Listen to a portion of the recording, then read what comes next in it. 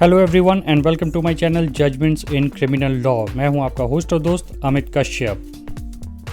Friends, supreme court के chief justice N V. Ramana की अध्यक्षता वाले उच्चतम न्यायालय के कॉलेजियम ने अधिवक्ता सौरभ कृपाल को दिल्ली उच्च न्यायालय का न्यायाधीश नियुक्त करने के प्रस्ताव को मंजूरी दे दी है। सबसे बड़ी बात यह है कि वह देश के पहले समलैंगिक जज हो सकते हैं। दिल्ली हाईकोर्ट के जज के रूप में कृपाल की प्रस्तावित नियुक्ति उनकी कथित यौन अभिरुचि के कारण विवाद का विषय थी। सौरभ कृपाल को 13 अक्टूबर 2017 में तत्कालीन कार्यवाहक मुख्य न्यायाधीश गीता मित्तल के नेतृत्व में दिल्ली हाईकोर्ट के कॉलेजियम द्वारा प्रमोट करने की सिफारिश की गई थी। इसके बाद सुप्रीम कोर्ट के कॉलेजियम ने भी इस प्रस्ताव को मंजूरी दे दी। हालांकि तब केंद्र की सरकार ने कृपाल की कथित यौन अभिरुचि का हवाला देते हुए उनकी सिफारिश के खिलाफ आपत्ति जताई थी। सिफारिश पर विवाद और केंद्र द्वारा कथित आपत्ति को लेकर पिछले 4 वर्षों से कई अटकलें लगाई जा रही थीं।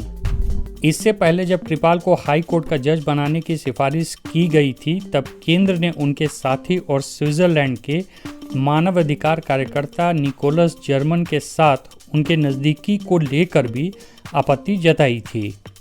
सुप्रीम कोर्ट के इस कॉलेजियम में chief justice of India N V. Ramana के अलावा जस्टिस यू ललित और जस्टिस ए.एन. खानविलकर हाईकोर्ट में न्यायाधीशों की नियुक्ति और स्थानांतरण से संबंधित मामलों पर गौर करने वाले 3 सदस्यीय कॉलेजियम का हिस्सा हैं।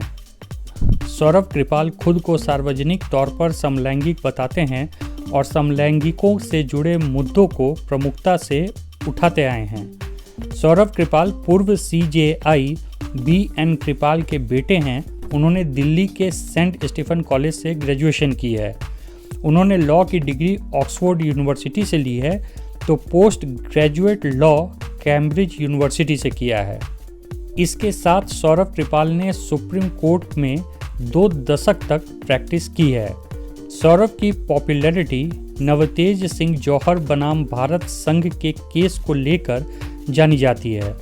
दरअसल वह धारा 377 हटाए जाने को लेकर याचिकाकर्ता के वकील थे। सितंबर 2018 में धारा 377 को लेकर जो कानून था उसे सुप्रीम कोर्ट ने रद्द कर दिया था। तो अब देखने वाली बात यह होगी कि तमाम विवादों के बीच केंद्र सरकार क्या रुख लेती है और क्या सुप्रीम कोर्ट कॉलेजियम के इस प्रस्ताव को मंजूरी देती है या नहीं।